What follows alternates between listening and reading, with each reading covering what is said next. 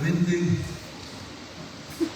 vamos a orar para poner este mensaje de parte de Dios, para que abra nuestro entendimiento, que sea el Santo Espíritu el que nos hable a través de esta palabra y que realmente pueda producir en nosotros un compromiso con el Señor, porque si Él lo dio todo por nosotros, ¿por qué nosotros podemos hacer algo mínimo?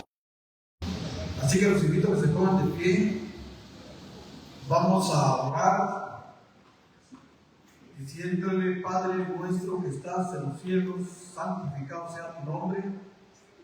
Esta mañana, Señor, te damos a ti primeramente la gloria, la honra y la alabanza, y ponemos este tiempo en tus manos, Señor, para que tú derrames tu Espíritu Santo sobre cada uno de nosotros, y que esta palabra, Señor, que viene de parte de ti, Señor, produzca un querer y un hacer en el corazón de cada uno de nosotros.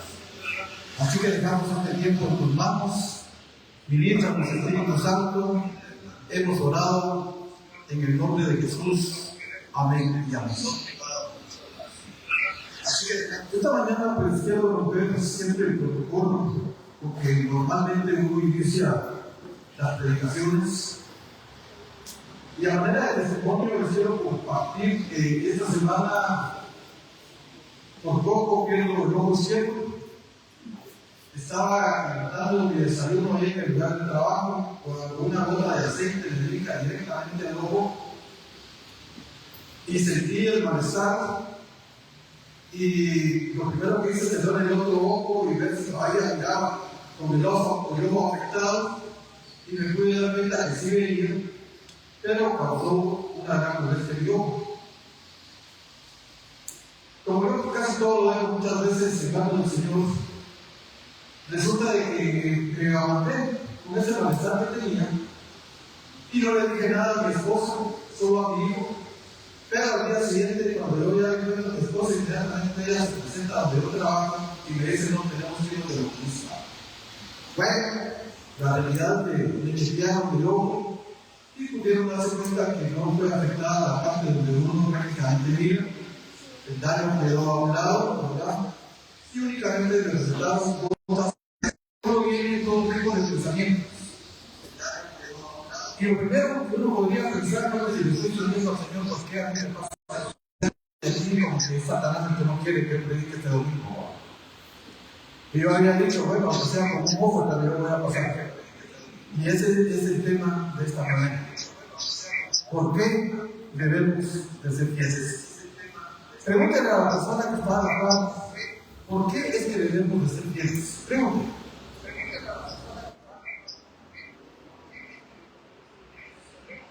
Ahora le invito a que usted mismo se pregunte: ¿por qué es que yo debo de ser fiel? En el libro de Hebreos encontramos que dice: mantengamos firme, sin fluctuar, la profesión de nuestra esperanza, el que lo prometió. La fidelidad es un atributo comunicable de Dios, como es la santidad, la misericordia, la justicia. Pero también hay atributos incomunicables de Dios, como es la omnipresencia, la omnisciencia y la omnipotencia, y otros más. Pero si Él es fiel, está esperando que cada uno de nosotros podamos ser fieles. Pero vivimos en un mundo caído, en una sociedad donde aplauden la infidelidad, donde, por ejemplo, para uno de hombres tener varias mujeres pues, se ve con mucho agrado, y la misma sociedad lo aplaude y lo aprueba, porque eso ya se ha vuelto algo tan normal, el ser infiel. No podría yo hablar en el caso de las mujeres porque no conozco, pero el otro día me contaban que en Guatemala hay un lugar donde se caracteriza porque las mujeres son infieles. Entonces la infidelidad no está tanto solo en los hombres, pero también del lado de las mujeres. Y si nosotros no tenemos cuidado, podemos caer a esa infidelidad.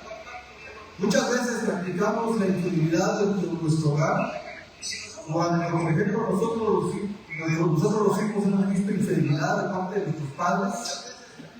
pues no estamos viendo lo que es correcto y al final de cuentas somos también bien o uno hace lo mismo en ser infiel. Muchas veces nosotros somos infieles al esposo, al esposo, somos infieles a los hijos, somos infieles en el trabajo, somos infieles en la sociedad, pero también somos infieles aquí. El antiguo pacto ha quedado atrás y se ha establecido un nuevo pacto. Considerando todo lo que Jesucristo ha hecho como beneficiarios del nuevo pacto, debemos de cumplir con nuestros deberes cristianos. En este estudio veremos dos exhortaciones y una advertencia. La primera exhortación dice que tenemos el privilegio, que solo habla de los privilegios y deberes de la vida cristiana. Como advertencia tenemos contra el pecado voluntario, y la segunda exhortación es la fe en la experiencia de la comunidad de Cristo. Veamos el privilegio y los deberes de la vida cristiana. Basado en los privilegios como cristianos, el libro de Hebreos nos exhorta a que respondamos con fe. Y vamos a ver cuál es el primer privilegio. El primer privilegio lo encontramos en Hebreos 10, versículos 19 y 20, que dice: así que, hermanos, teniendo libertad para entrar en el lugar santísimo por la sangre de Jesucristo, por el camino nuevo y vivo que Él nos abrió a través del velo, esto es de su carne. Hoy nosotros ya no vivimos como se vivió durante el antiguo pacto o el Antiguo Testamento, porque hoy nosotros tenemos ese privilegio de entrar de ese libre acceso a la presencia de Dios. Este es un privilegio presente que bajo el antiguo pacto solo el sumo sacerdote disfrutaba, y esto solo una vez al año, pero que ahora pertenece a todos los creyentes. Pregunto, ¿cómo estamos nosotros usando ese privilegio de entrar continuamente y con toda libertad a la presencia de Dios? Porque Jesucristo ya hizo todo y únicamente nosotros tenemos que empoderarnos y por fe poder actuar. Jesucristo abrió el camino hacia el Padre. Es un camino nuevo, porque es solo por la sangre de Jesucristo, en contraste con la sangre de los animales, lo que hace posible nuestra entrada al trono de gracia. La vía de acceso que Jesucristo ha abierto es a través del velo. Esto es de su carne. ¿Y qué acontecimiento histórico se refiere a esta metáfora? Y es cuando Jesucristo muere en la cruz del Calvario. Durante todo el Antiguo Testamento y bajo el Antiguo Pacto, solo el sumo sacerdote podía entrar a la presencia de Dios, y eso, como dice acá, solo una vez al año. Él entraba precisamente amarrado para no, por si se moría allá adentro, pues lo jalaban. Pero nosotros tenemos ese privilegio de entrar directamente a la presencia de Dios. Yo sé que para muchos no es familiar el tabernáculo, pero yo quiero pedirle por favor a los de proyección que nos proyecten la imagen que les pedí, porque tal vez de una manera más o menos figurativa vamos a ver cómo era que estaba establecido el tabernáculo. Ustedes se dan cuenta que en la parte de abajo estaba el altar del holocausto. Ahí era donde sacrificaban a los animales.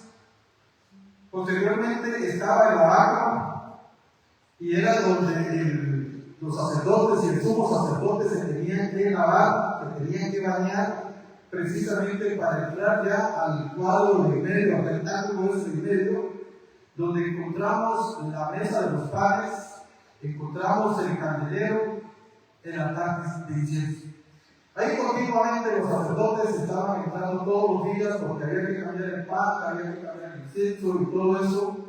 Pero en la otra parte, que está en la parte de arriba, que es el lugar santísimo, donde estaba el propiciatorio y el arca del pacto, solo una vez al año podía entrar el sumo sacerdote. Y como les decía, tenía que entrar amarrado, porque si él moría allá adentro, nadie más podía entrar a sacarlo, y lo más era que lo tenían que jalar. Como muchas veces la imaginación no da para tanto, pero me gustaría usarlo con el salón que tenemos acá, y tal vez poner el parqueo como el lugar del altar, donde está precisamente el altar del holocausto y el vaca. Y aquí donde están las sillas, podríamos decir que es una representación del lugar santo, pero esta parte de acá es el lugar santísimo, y esto solo una vez lo podía hacer el sumo sacerdote.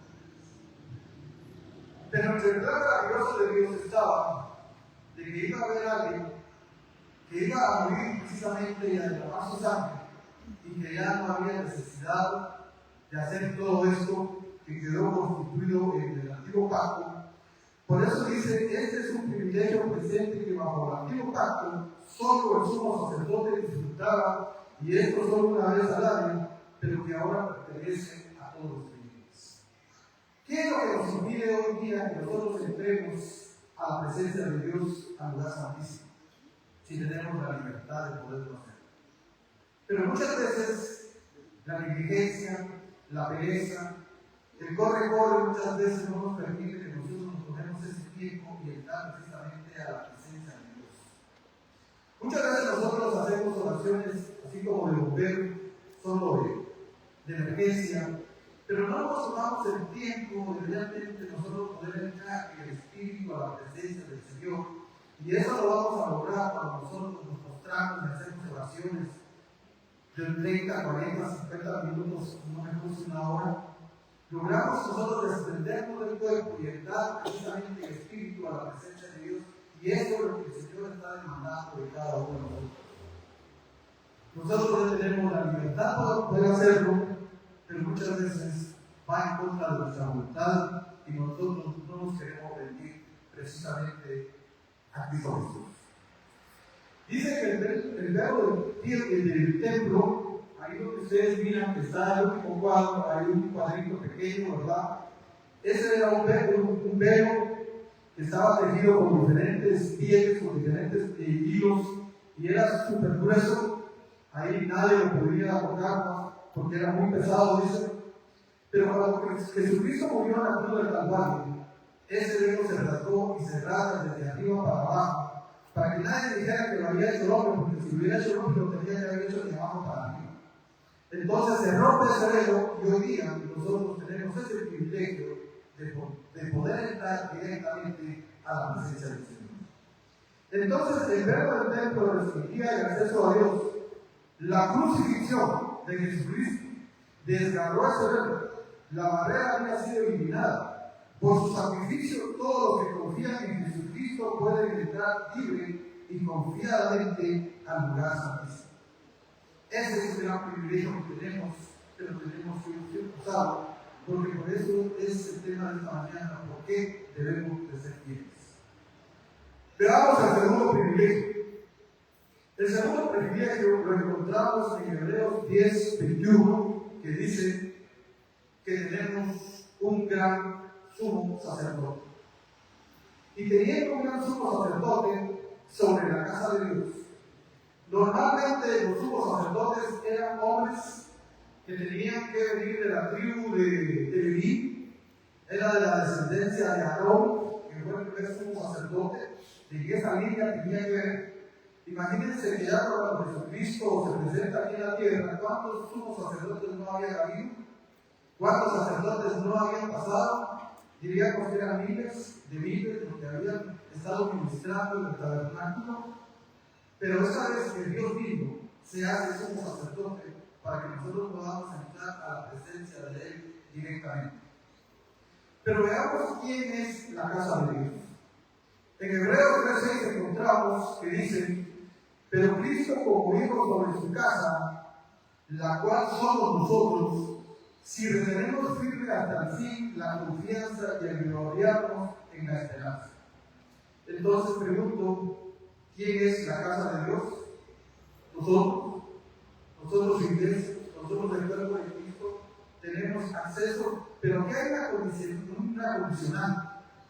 Dice, sí, retenemos firme hasta el fin la confianza que es la fe y el gloriarnos en la esperanza. ¿Y cuál es nuestra esperanza?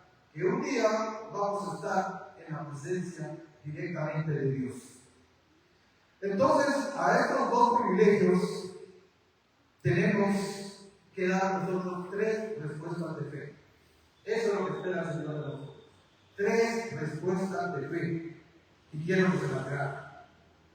La primera respuesta la vamos a encontrar en Hebreos 10:22, que dice: acerquémonos con corazón sincero, en plena certidumbre de fe, purificados los corazones de mala conciencia y lavados los cuerpos con agua pura.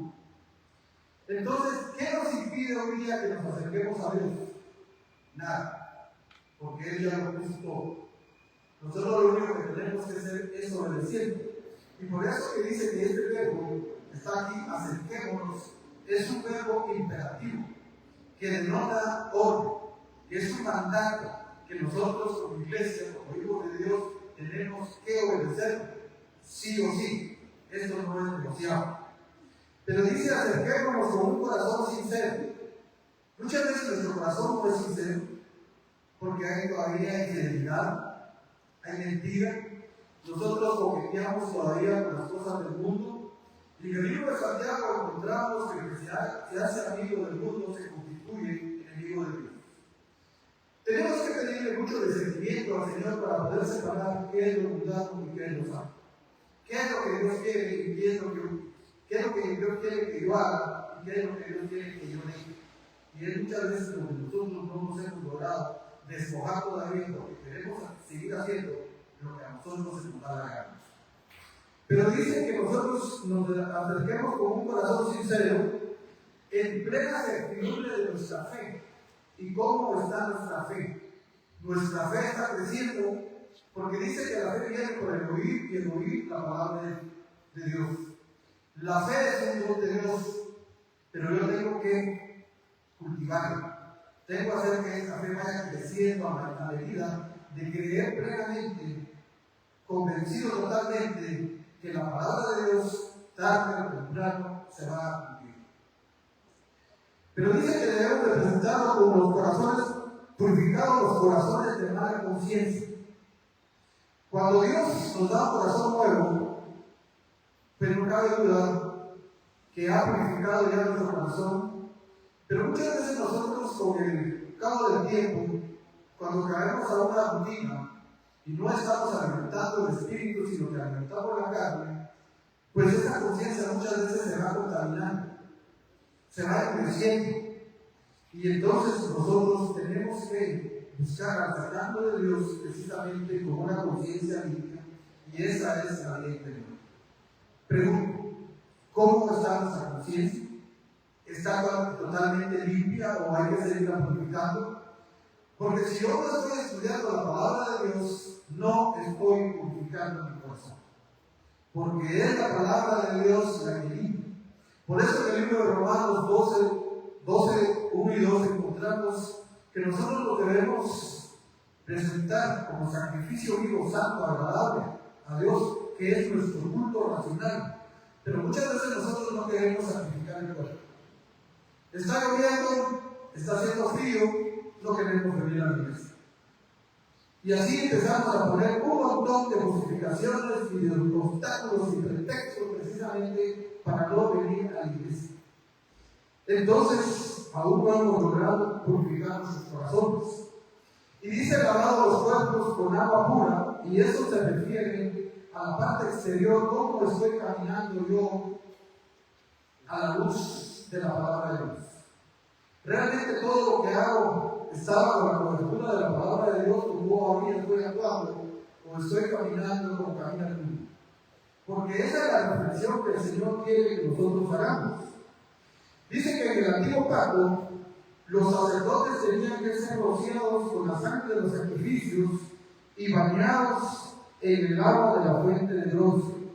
Y ahí voy a pedir que nuevamente proyecten la misma una imagen para que ustedes se puedan ubicar ahí y poder ver que en la parte donde dice el atrio encontramos que está el altar del holocausto donde hacían los sacrificios, donde sacrificaban a los animales y se derramaba la sangre, pero ahí está lo que se conoce como lavacro, que es el altar del bronce.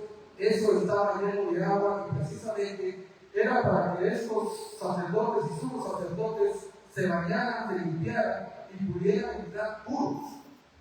Hoy día ya Jesucristo lo hizo todo por nosotros. Él nos ha purificado de la conciencia. ¿Y qué nosotros tenemos que hacer? Únicamente ser obedientes. Entonces dice lavado los cuerpos con agua pura.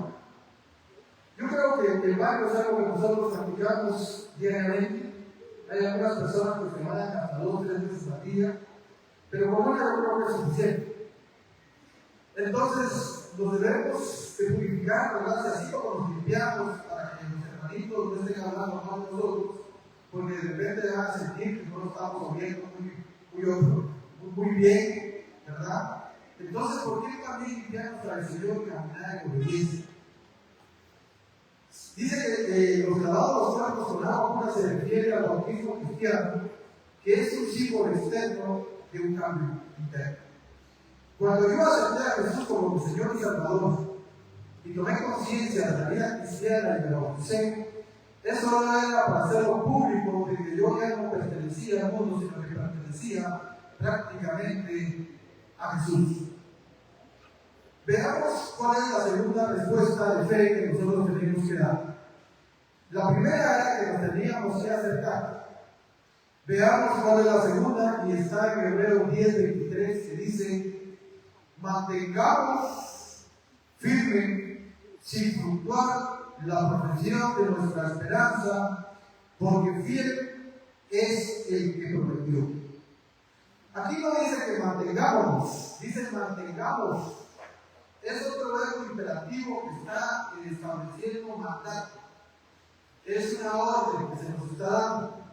Mantengamos firme. ¿Y por qué dice mantengamos? Porque no es algo que se vaya en lo de afuera o externo, sino que es algo que se produce dentro de nosotros, pero dice sin fluctuar, sin estar de un lado para otro, porque muchas veces nosotros fluctuamos, hoy sí, mañana no. Esta semana digo, hoy le voy a poner todas mis ganas a estudiar la palabra de Dios, pero ya el día lunes se me fueron las ganas. Este domingo voy a venir temprano, dice uno, y llegó el domingo y no se pudo, y así sucesivamente, ¿verdad? Entonces fluctuamos demasiado, y nosotros debemos de ser un poco cuadrados en ese sentido, porque con eso estamos demostrando firmeza. Tenemos que aprender a ser personas disciplinadas, y la disciplina cuesta mucho, porque pertenecemos a un mundo, vivimos en una sociedad donde todo lo pospone, todo lo deja para después, y donde se justifica, y hay 1 y 1000 pretextos para cada cosa que uno hace. Pero entonces dice, mantengamos firme sin fluctuar la protección de nuestra esperanza. Yo creo que todos nosotros guardamos una esperanza. Si bien es cierto que no lo estamos viendo, pero lo hemos creído y lo confesamos por fe, de que Jesús va a venir por segunda vez. Y que nosotros, como hijos de Él, y que estamos caminando en obediencia, vamos a estar en su presencia.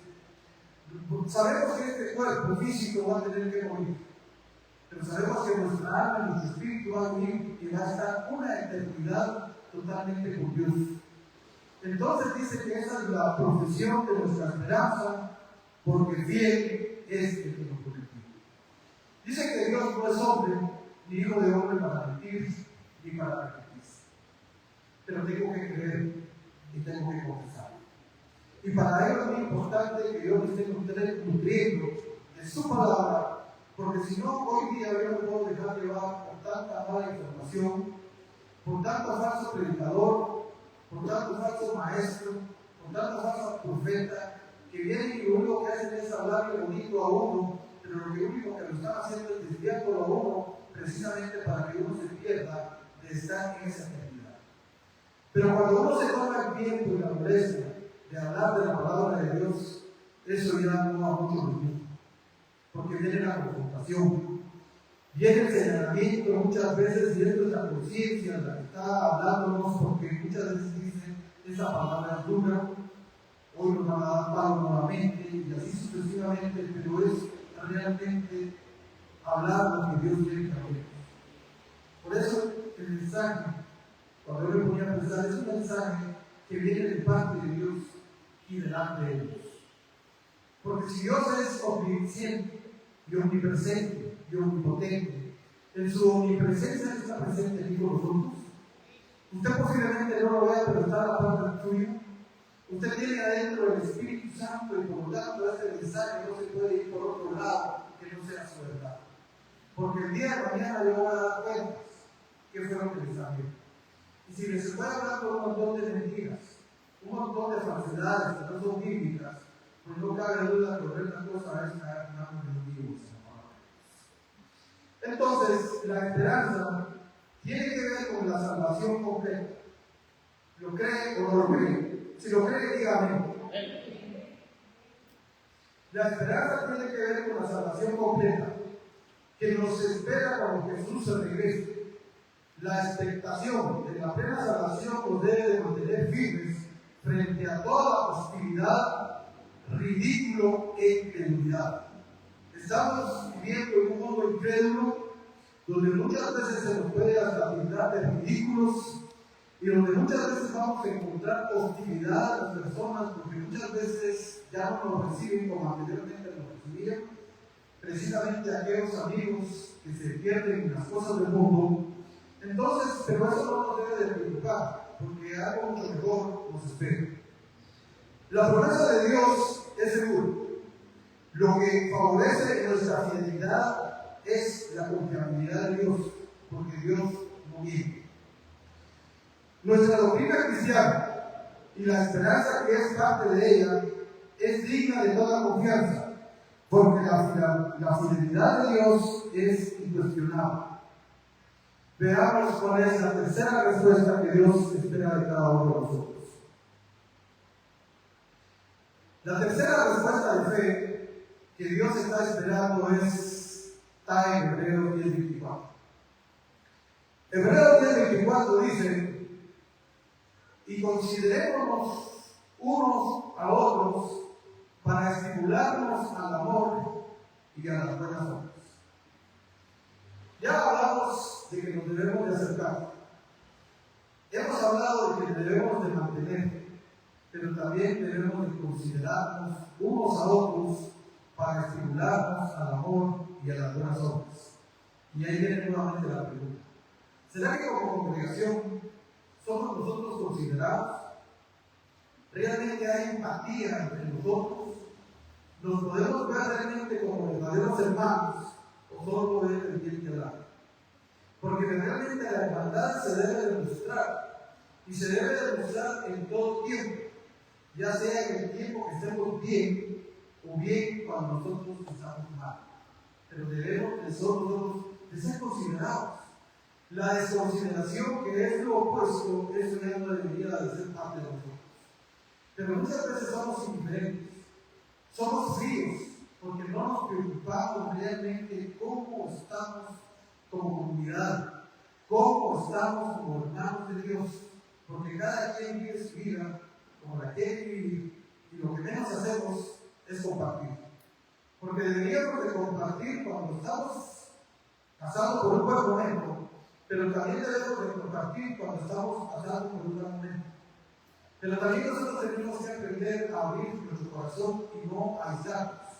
Porque muchas veces lo que nosotros hacemos es aislarnos y muchas veces nos embaucamos en nuestros pensamientos y no encontramos salida. Pero también la misma palabra de Dios dice que en la multitud de consejeros está Él. Dice que esta es la tercera virtud que debe de caracterizar al pueblo del gran sumo sacerdote. ¿Quién es nuestro gran sumo sacerdote? Jesús, que está a la diestra de Dios Padre Todopoderoso, intercediendo por cada uno de nosotros, esperando que nosotros podamos entrar a su presencia, esperando que nosotros podamos entrar al lugar santísimo, pero somos nosotros los que no lo queremos hacer. Entonces dice que debemos de promover un espíritu de hermandad. ¿Cómo estamos como hermanos realmente? Nos apreciamos, nos amamos, nos estimulamos, nos abrazamos. O muchas veces nos vemos con indiferencia. O llega al extremo de poder vernos hasta con desprecio. Dice, debemos de promover un espíritu de hermandad y de conducta recta para excitar, estimular ese espíritu de amor. Recuerden de que el amor de Jesús es lo que Él expresó cuando dijo: un nuevo mandamiento os doy, que os améis unos a otros, porque en esto van a darse a conocer que son mis discípulos, porque yo los he amado. Y así como Dios amó a sus discípulos, nos ama a nosotros como iglesia. Nos ama a cada uno individual. Y esta palabra es precisamente para que sea una palabra de exhortación, para poder nosotros acercarnos, para mantenernos, pero también para ser considerados. Pero esto de considerarnos unos a otros no lo podemos hacer nosotros estando solos. Estando aislados no lo vamos a poder hacer, pero no es posible hacerlo estando solos. ¿Cuál es el requisito para manifestar el amor? Lo vamos a encontrar en Hebreos 10:25. Es un versículo que yo he usado mucho y que nosotros lo conocemos, que dice: no dejando de congregarnos, como algunos tienen por costumbre, sino exhortándonos, y tanto más cuando veis que el día se acerca. Si nosotros somos la comunidad de Dios, si somos la comunidad que se llama Renuevo de Jehová, nos debemos de identificar como esa congregación de renuevo. El ser cristiano, si bien es cierto que es personal, pero no es privado. Cuando alguien acepta a Jesucristo, se une a una familia, y es la familia cristiana. La vida en comunidad, las relaciones de unos con otros, no son opciones. Al amor y a las buenas obras. En las epístolas que escribió el hermano Pablo, hablan mucho de los unos a los otros. ¿Cómo estamos nosotros de los unos a los otros? Nos saludamos los unos a los otros, nos soportamos los unos a los otros, nos amamos los unos a los otros, sobrellevamos la carga los unos a los otros, somos considerados los unos a los otros, nos perdonamos los unos a los otros. Esas son las preguntas que nosotros nos debemos de hacer. Porque dice que debemos de estimularnos a las buenas obras, al amor y a las buenas obras. Anteriormente se nos predicaba precisamente que fuimos salvos para buenas obras. ¿Qué buenas obras estamos haciendo? ¿Realmente estamos llevando un mensaje de aliento a las personas que no conocen a Jesús como nosotros lo conocemos? ¿Estamos ayudando a necesitar? ¿Nos ayudamos a nosotros que realmente la gente pueda ver que somos una congregación donde el amor es lo que prolifera? Que realmente nosotros somos una comunidad solidaria. Y esto me viene a la mente porque nosotros debemos de apoyar.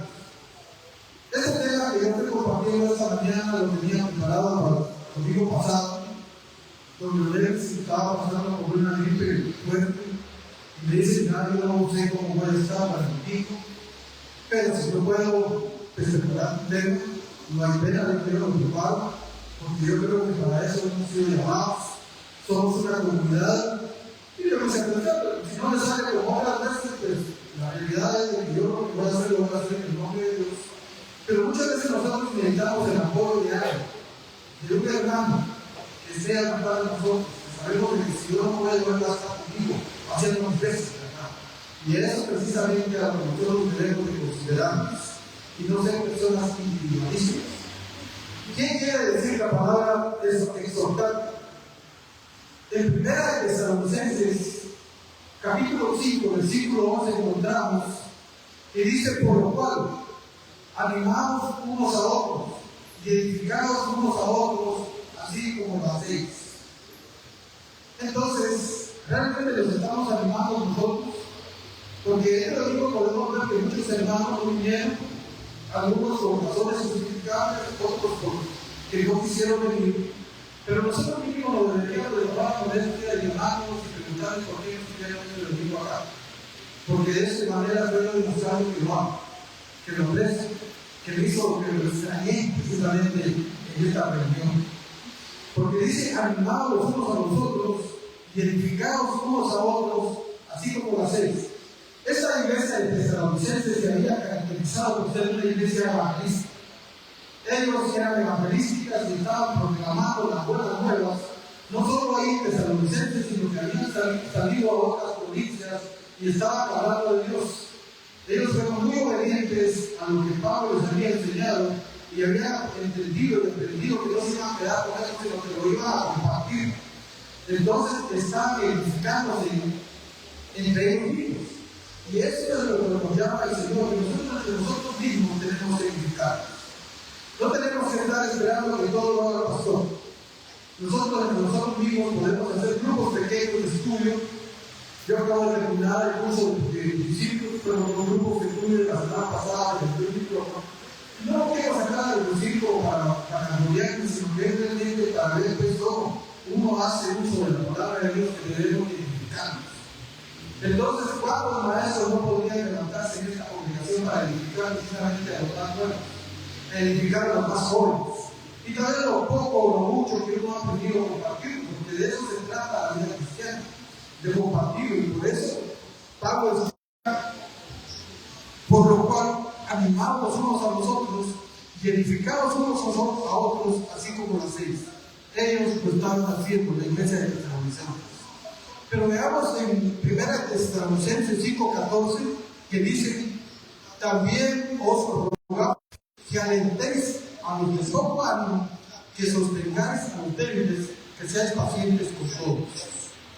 Es un ruego, ¿sí? Aquí Pablo ya no está imponiendo, sino que está rogando, que se ruega hermanos.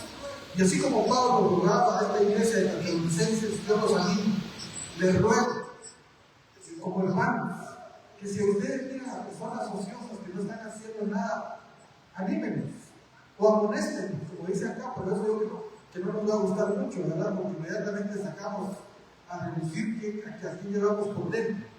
Porque hay muchas personas que a nivel de congregación no están orando, no están haciendo algo pues que realmente se caracterice por ser una buena obra. Entonces no cabe duda que están ociosos, y eso también en sus epístolas Pedro también hace mención que no estemos ociosos, que a nuestra fe hay que agregarle virtud, a la virtud conocimiento, al conocimiento dominio propio, al dominio propio paciencia, a la paciencia piedad, a la piedad afecto fraternal, y al afecto fraternal amor, que está en la parte más alta. Entonces nosotros tenemos que amonestarnos en amor, que alentéis a los de poco ánimo. Muchas veces entre nosotros tenemos que estar ahí alentándonos, porque hay unos hermanitos que por cualquier cosa se desaniman, por cualquier cosa se molestan, pero nosotros estamos llamados a alentarnos, ¿verdad? A llevar la carga los unos a los otros. Y dice, y a los de poco ánimo, que sostengáis, a los débiles, que seáis pacientes con todos. Y la paciencia es un fruto del Espíritu Santo. Es una característica del fruto del Espíritu Santo. Si esa característica está presente en mi vida y yo he crecido y estoy dando fruto, pues no cabe duda que la característica esta, que es la paciencia, se va a manifestar en mi vida. Entonces a eso se está refiriendo la exhortación. Debemos de exhortarnos unos a otros, debemos de animar los unos a los otros, debemos de soportarnos los unos a los otros. Pero aquí viene la advertencia, y aquí sí, ojo. Esta advertencia es al que peca deliberadamente. En Hebreos 10, 26, 27 encontramos que dice, porque si pecaremos voluntariamente, después de haber recibido el conocimiento de la verdad, ya no queda más sacrificio por los pecados, sino una horrenda expectación de juicio y de hervor de fuego que ha de devorar a los adversarios. Entonces, el pecado viene por la desobediencia, el pecado viene por la necedad, y por eso dice, porque si pecáramos voluntariamente después de haber recibido el conocimiento de la verdad, ya no queda más sacrificio por los pecados.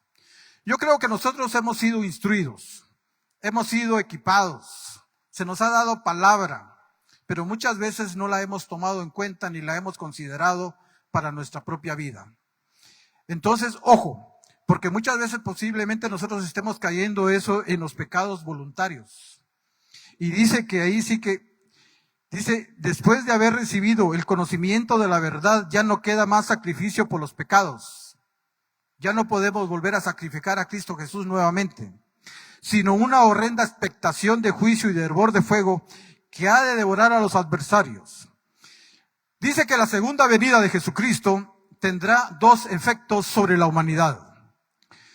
Para los de la casa de Dios, que somos nosotros, será un día de gozo, de alegría, de esperanza. Pero para los demás, para los que no fueron obedientes, para los enemigos de Dios, va a ser un día de ira. Pecar voluntariamente significa algo más serio que ceder a la tentación. Así como Pedro no tuvo el dominio propio y el carácter que tuvo que haber negado a Jesucristo, pues no cabe duda que él se vio envuelto en las circunstancias y no le quedó otra alternativa que negar a Jesús. Pero cuando ya peca uno voluntariamente, dice, el pecado que se describe aquí es deliberado, es presuntuoso, persistente y denota apostasía. ¿Y qué es la apostasía? Cuando yo prácticamente no creo lo que se me ha predicado. Cuando yo no creo en la palabra de Dios, estoy apostatando de la fe, me estoy apartando de la fe. Un tiempo fui cristiano, un tiempo fui obediente, pero hoy día estoy en el mundo. Eso es apostatar de la fe. Para los que rechazan el conocimiento pleno de la salvación, no queda ningún otro sacrificio disponible para el problema del pecado. Y encontramos en Hebreos 10:32 que dice,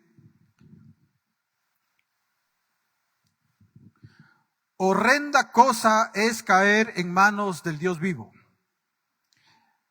Hay personas que se justifican bajo el atributo de Dios que dice que Dios es amor.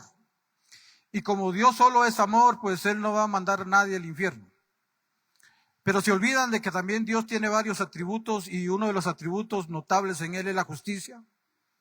Y por lo tanto, como Él es justo, no le puede dar el mismo trato a aquel que reconoció a Jesús como su Señor y Salvador, que lavó sus pecados con la sangre de Cristo, que aquel que no lo hizo. Por eso dice, horrenda cosa es caer en manos de Dios vivo. Entonces, esta advertencia realmente después de la advertencia, da lugar a una exhortación de aliento. O sea, aquí viene la parte bonita. Ahorita les hablé tal vez de la parte que no muy nos gustó, de la parte que nos confronta, pero también hay una parte que viene y es una advertencia, viene una exhortación. En Hebreos 10:34 encontramos que dice, porque de los presos también os compadecisteis, y el despojo de vuestros bienes sufristeis con gozo, sabiendo que tenéis en vosotros una mejor y perdurable herencia en los cielos. En el año 49 después de Cristo, antes que en el 70 destruyeran el templo, bajo el emperador romano que se llamaba Claudio, la iglesia fue perseguida y ellos tuvieron que abandonar Jerusalén, fueron despojados de sus propiedades, de sus bienes y de todo, y tuvieron que dejar la comodidad de sus casas y precisamente emigrar a otros lados. Y por eso precisamente es que en Antioquía se constituye la base de todas las misiones cristianas. Desde ahí se gestó el primer, segundo y tercer viaje de Pablo hacia toda Asia y hacia toda Europa. Entonces, ellos habían pasado por todo eso y muchas veces nosotros hemos tenido tribulaciones, hemos pasado por alguna enfermedad, hemos pasado por alguna situación económica difícil, estamos atravesando por una adversidad posiblemente hoy día, pero dice la palabra, y esto es lo que nos debe de animar, nos debería de exhortar, porque de los presos os compadecisteis y el despojo de vuestros bienes sufristeis con gozo, sabiendo que tenéis en vosotros una mejor y perdurable herencia en los cielos. ¿Quiénes dicen amén? Imagínense que dice que tenemos en nosotros una mejor y perdurable herencia en los cielos. Muchas veces nosotros nos peleamos por lo terrenal. Nos dejamos de hablar con los hermanos, porque muchas veces no nos dejan nada. O a algunos les dejan más y a otros no nos dejan nada. Entonces, pero eso realmente es pasajero. Yo no sé cuántos años vamos a vivir. Dice que el más robusto, 70, 80 años. Hoy día hay personas que están llegando a los 90, 100 años, pero algunos están muriendo antes. Entonces, esto es pasajero. Eso es la esperanza y esa es la fe que yo debo de tener, que voy a tener una herencia en los cielos. El otro día, hablando con una persona, decía, sí, yo quiero estar en el cielo porque las calles de oro y todos los diamantes y cristales y todo. Y yo me pedía pensar, pero realmente eso no, que a mí no me llama la atención. Me llama más la atención estar en la presencia de Cristo, conocerlo directamente, cómo es Él, ¿verdad? Porque las calles, el oro y todo eso, pues eso como que viene a ser algo secundario. Pero esta persona más se enfrascaba y más se preocupaba precisamente porque quiere estar nuevamente en las calles de oro. Como que el oro de acá no le es suficiente. Entonces, Hebreos advierte del peligro de la apostasía. Pero ahora asegura que ese no será nuestro destino. Las pruebas y tribulaciones pasadas solo sirven para fortalecer nuestra fe, pues tenemos una mejor herencia. No perdamos nuestra confianza. Y eso lo encontramos en Hebreos 10, 35 al 36, que dice, no perdáis pues vuestra confianza que tiene grande galardón. Dice, hay un galardón. El galardón son premios, ¿verdad? Son cosas buenas que se nos va a dar. Porque es necesario la paciencia. Nuevamente aparece esta característica del fruto del Espíritu Santo, que es la paciencia, para que habiendo hecho la voluntad de Dios, obtengáis la promesa. Y aquí viene la condicionante, porque dice, habiendo hecho la voluntad de Dios. Ya no podemos seguir nosotros siendo necios y hacer lo que a nosotros se nos da la gana. No se trata de hacer mi voluntad, sino se trata de hacer la voluntad de Dios. Porque si bien es cierto, anteriormente fuimos esclavos del pecado, fuimos esclavos del mundo de las tinieblas, fuimos esclavos de Satanás, hoy somos esclavos de la justicia.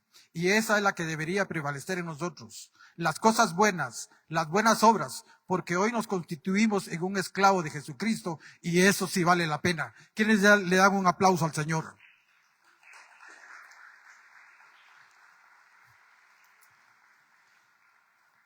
En Hebreos 10, 37 a 38 que encontramos que dice, porque aún un poquito y el que ha de venir vendrá y no tardará.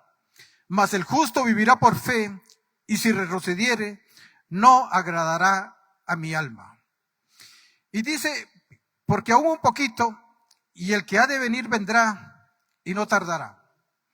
Imagínense, el libro de Hebreos se escribe posiblemente unos 10 o 15 años después de que Claudio asoló toda Jerusalén.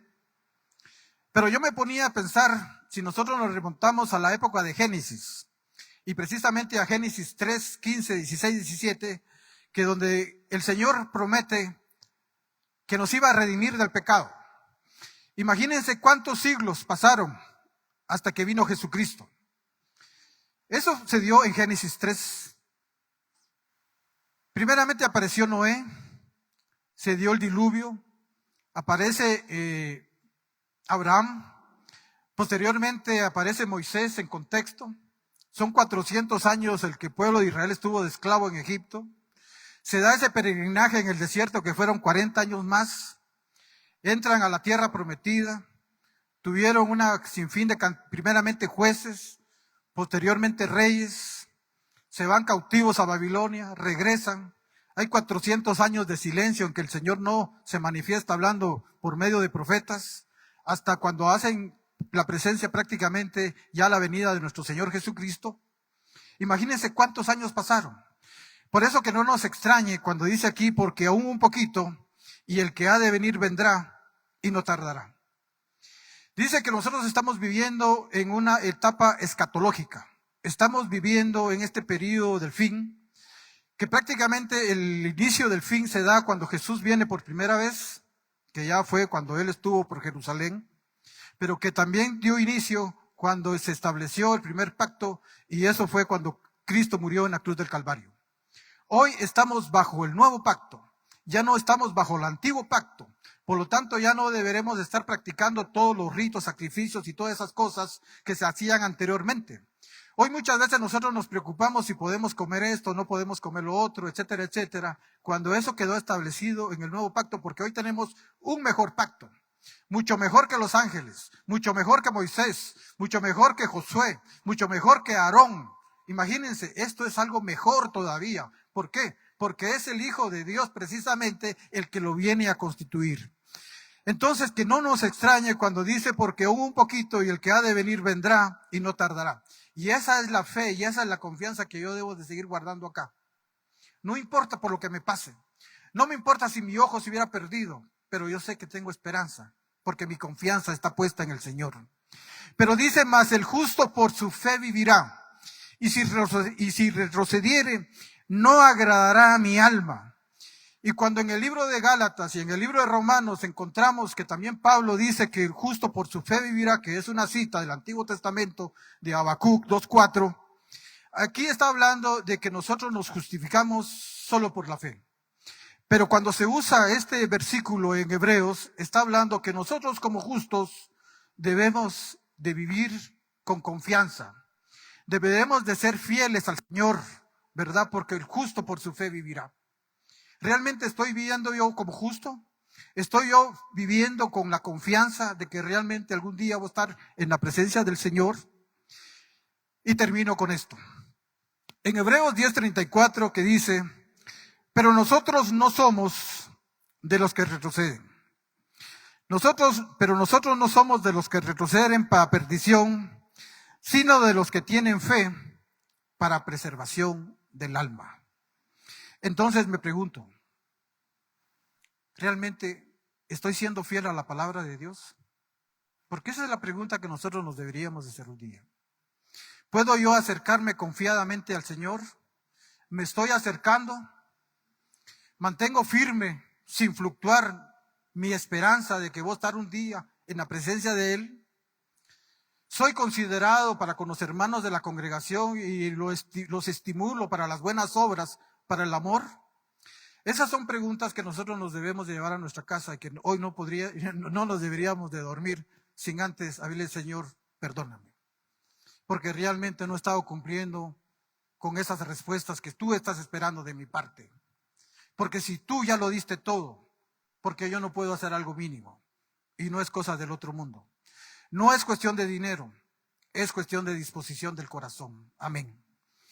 Pongámonos de pie y vamos a orar.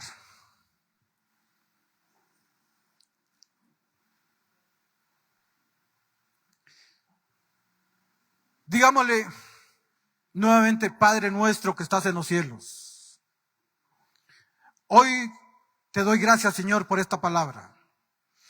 Porque así como el autor de Hebreos lo escribió, para aquellos judíos que se habían vuelto cristianos, pero que estaban apostatando de la fe y que estaban regresando nuevamente al judaísmo.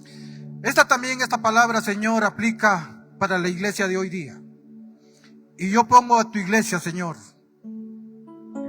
en tus manos, para que tú derrames de tu Espíritu Santo, Señor, y realmente nosotros vivamos en el Espíritu y ya no vivamos en la carne.